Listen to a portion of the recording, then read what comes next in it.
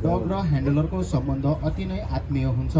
डग एक वफादार र आफ्नो ह्यान्डलर प्रति झुकाव भएको जनावर हो। अहिले ग्राउन्डको बीच भागमा अकस्मात ह्यान्डलर घाइते भएर लडेको छ।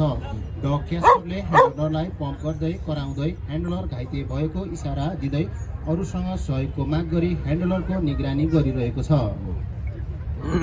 सोही स्थानमा डग केलीले उपचार सामग्रीहरू ह्यान्डलर घाइते भएको ठाउँसम्म पुर्याई घाइतेको मद्दत गरिरहेको छ।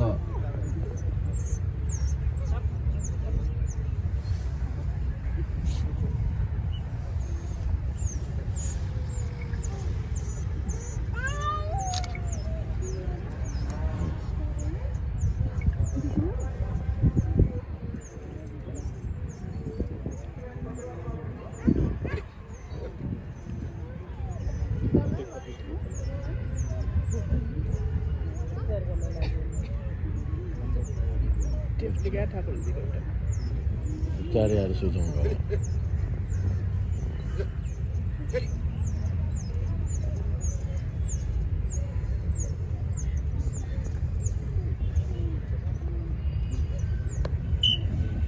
Disiplin boleh. Awan.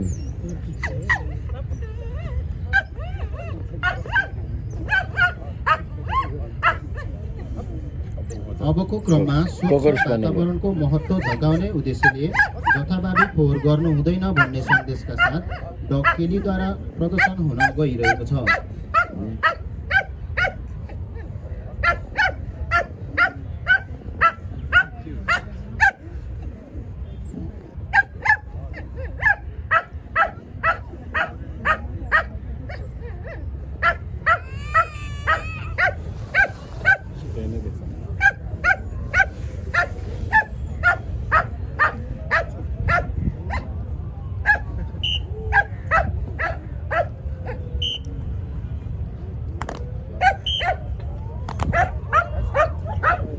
विभिन्न सैनिक गतिविधि तथा प्रकोपको दौरान आइपर्ने बाधाहरूलाई सजिलैसँग पार गर्नको लागि डगहरूलाई बाधा पार अभ्यास गराउने गरिन्छ।